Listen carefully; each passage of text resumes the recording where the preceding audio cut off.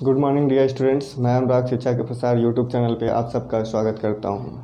जैसा कि आप लोगों के एग्ज़ाम्स टाइम आ रहे हैं, तो एग्ज़ाम्स टाइम में आप लोग जितने भी कंपटीशन क्षेत्र है उसमें जो क्वेश्चन रसायन विज्ञान से पूछे जाते हैं वो चीज़ों को हम लोग यहाँ पे अध्ययन करते हुए चलते हैं। ठीक है, तो काफ़ी कमेंट्स आ रहे थे कि सर ऐसा करिए, रसायन विज्ञान में जितने भी क्वेश्चन आते हैं कंपटीशन में ग्रुप डी ग्रुप सी से संबंधित जो भी रहेंगे वो हम लोग यहाँ पे कवर कर लेंगे। बाकी जो ऊपरी मतलब डी और ए ग्रुप के जो एग्जामिनेशन में आते हैं जो भी क्वेश्चंस वो हम लोग आगे चल के देखते रहेंगे, लेकिन अभी हम लोग केवल ग्रुप सी और ग्रुप डी को कवर करते हुए चलते हैं जिसमें काफ़ी चीज़ें आती हैं। ठीक है, तो बाकी हम लोग यहाँ पे अब मैं अपनी वीडियो स्टार्ट करूँ उससे पहले सबसे निवेदन है कि जो हमारे चैनल पे पहली बार आ रहे हैं वो लोग क्या करें कि इधर रेड कलर का एक सब्सक्राइब बटन दिख रहा होगा, उसको प्रेस कर लें। उसके बगल घंटे का आइकन दिख रहा होगा, उसको प्रेस करके उसको बजा दें। ठीक है, तो चलिए अब हम लोग यहाँ पे क्लास स्टार्ट करते हैं। तो सबसे पहले हमारा लोग का क्लास आता है तो आप लोग के कंपटीशन में आता है मैटर से संबंधित। तो हम लोग मैटर से संबंधित जान लेते हैं, क्योंकि हमारा लोग का रसायन विज्ञान जो होता है वो कहते किसे हैं, अगर देखा जाए तो रसायन विज्ञान किसे कहते हैं, तो विज्ञान की वह शाखा जिसके अंतर्गत हम लोग पदार्थों का अध्ययन करते हैं। और उस पदार्थ में क्या क्या अध्ययन करते हैं, रासायनिक, जैसे रसायन के गुणधर्म हो गया और उनकी किस प्रकार की वो भौतिक अवस्था में होती है, ये सब चीज़ें जो अध्ययन करते हैं वही रसायन विज्ञान कहलाता है। अगर सिंपल शब्दों में कहा जाए तो विज्ञान की वह शाखा जिसके अंतर्गत हम लोग पदार्थ का अध्ययन करते हैं वो रसायन विज्ञान कहलाता है। ठीक है, तो ये हमारे लोग की रसायन विज्ञान की परिभाषा हो गई। तो रसायन विज्ञान की परिभाषा के बाद हम लोग ये देखेंगे कि रसायन विज्ञान में हम लोग जो कंपटीशन करते हैं उस कंपटीशन में किस प्रकार के क्वेश्चन आते हैं। तो क्वेश्चन को जानने से पहले हम लोग उसकी थोड़ी थ्योरी देख लिया जाए कि थ्योरी क्या होती है। तो उसमें सबसे पहले आता है आपका चैप्टर आता है मैटर का। मैटर मतलब पदार्थ या धातु का, पदार्थ या द्रव्य का। तो ठीक है, तो पदार्थ और द्रव्य का जब आता है तो पदार्थ किसे कहते हैं, तो पदार्थ आप लोग जानते हैं कि ब्रह्मांड का जो भी वस्तु हो जिसका खुद का अपना भार हो और वह कुछ स्थान घेर रही हो तो वो कहलाती है मैटर, यानी कि पदार्थ और द्रव्य। ठीक है, इसी को पदार्थ के नाम से भी आप लोग जानते हैं और इसी को द्रव्य के नाम से भी जानते हैं। तो इसमें आप लोग कंफ्यूज कभी मत होइएगा, क्योंकि मैटर केवल इंग्लिश में एक वर्ड है, लेकिन उसी को जब आप लोग हिंदी में देखते हैं तो उसमें द्रव्य भी कहीं कहीं शब्द आता है और कहीं कहीं पदार्थ भी आता है। तो इसमें आपको घबराने की कोई ज़रूरत नहीं है। ठीक है, तो आज हम लोग मैटर को देखते हुए चलते हैं। ठीक है, तो मैं देखता हूँ यहाँ पे मैटर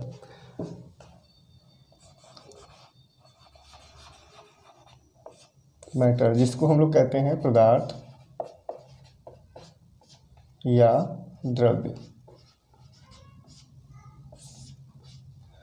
तो ये क्या होता है, तो जैसा कि मैंने कहा आप लोगों को कि पदार्थ हमारा क्या है, जैसा कि हम लोग जानते हैं कि पदार्थ क्या होता है, मैटर यानी कि द्रव्य या पदार्थ क्या होता है। तो आप लोग ये जानते हैं कि क्या मैंने अभी बताया कि कोई भी वह वस्तु, ब्रह्मांड की वो सभी वस्तुएं जिनके जो अपना स्वयं का जिनका भार होता हो और जो कुछ स्थान घेरती हो तो वो तुम्हारे पदार्थ यानी कि द्रव्य कहलाते हैं। ठीक है, तो हम लोग यहाँ पे देखते हैं इसकी अगर परिभाषा आप लोग लिख लेंगे ना, क्या लिखेंगे, इसकी परिभाषा लिखेंगे कि ब्रह्मांड की वे सभी वस्तुएं जिनमें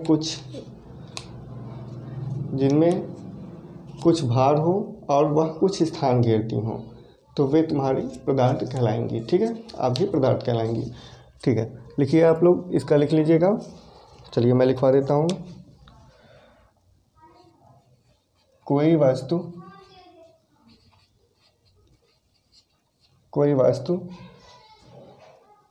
जो स्थान घेरती हो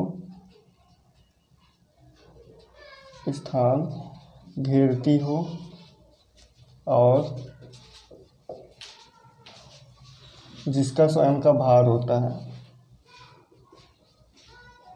जिसका स्वयं का कुछ भार होता है तो वे सभी वस्तुएं क्या कहलाएंगी, तो वे सभी वस्तुएं वस्तुएं क्या कहलाएंगी, पदार्थ या द्रव्य कहलाएंगी।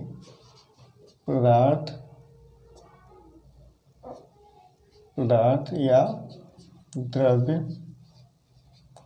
जिसको इंग्लिश में हम लोग कहते हैं मैटर, कहलाएंगी। ठीक है, तो ये हमारा लोग का मैटर की परिभाषा हो गई। अगर कभी ये केवल आप लोगों को जानने के लिए है कि मैटर क्या होता है, उसकी परिभाषा कैसे होगी, तो वो होगी कि कोई भी वस्तु हो जो स्थान घेरती हो और जिसका स्वयं का भार हो, तो वे सारी चीज़ें पदार्थ या मैटर कहलाएंगी। ठीक है, तो ये हो गया। तो इसमें अगर इंग्लिश में आपको लिखना है तो इंग्लिश में आप लोग लिख सकते हैं, क्या लिख सकते हैं,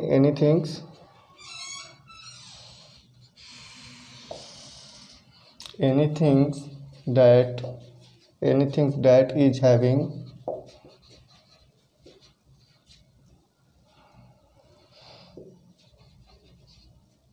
defined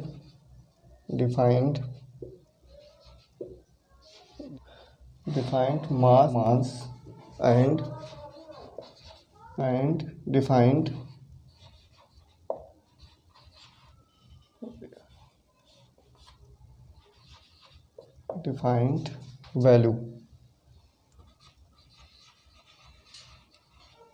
value is known, अब लिख देता हूँ, is known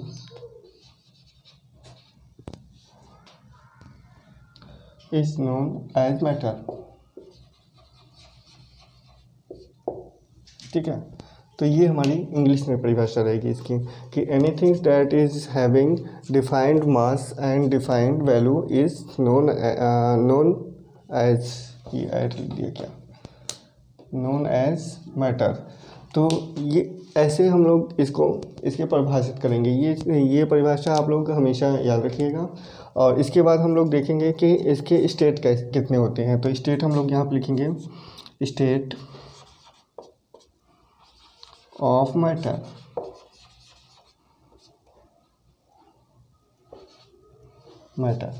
ठीक है, अर्थात हिंदी में अगर देखा जाए तो कहा जाएगा कि द्रव्य की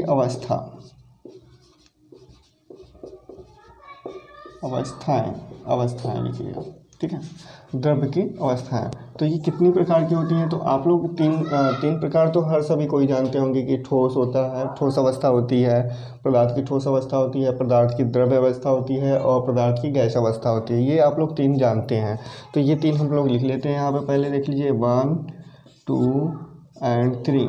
तो ये हो गया आपका, पहला हो गया ठोस अवस्था, जिसको हम लोग सॉलिड बोलते हैं, नहीं सॉलिड। तो यहाँ पे है ठोस अवस्था, जिसको बोलेंगे आप लोग सॉलिड स्टेट।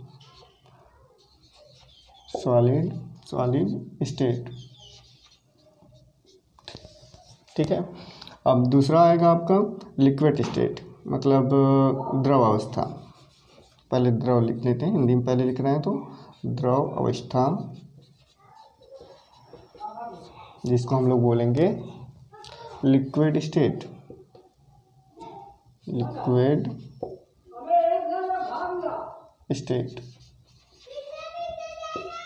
ठीक है, और उसके बाद आपका आता है गैस अवस्था।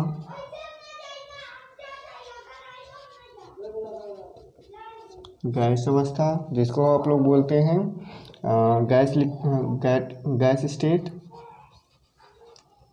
Gases state. ये हो गया। और इसके बाद पांचवा आपका 4 और 5, जो कि आप लोग बहुत कम पढ़ते होंगे, इसको भी जान लीजिए आप लोग। तो चौथा होता है आपका प्लाज्मा। क्या होता है, प्लाज्मा।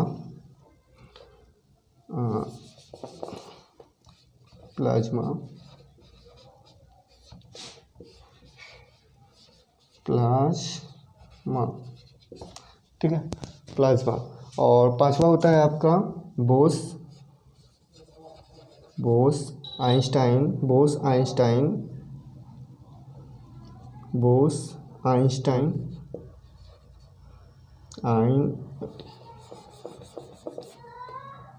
बोस-आइंस्टाइन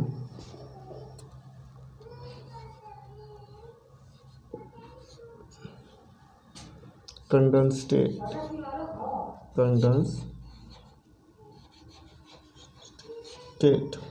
कंडेंसेट। और अगर हिंदी में इसको देखें तो इसको बोलते हैं बोस, क्या बोलते हैं, बोस-आइंस्टीन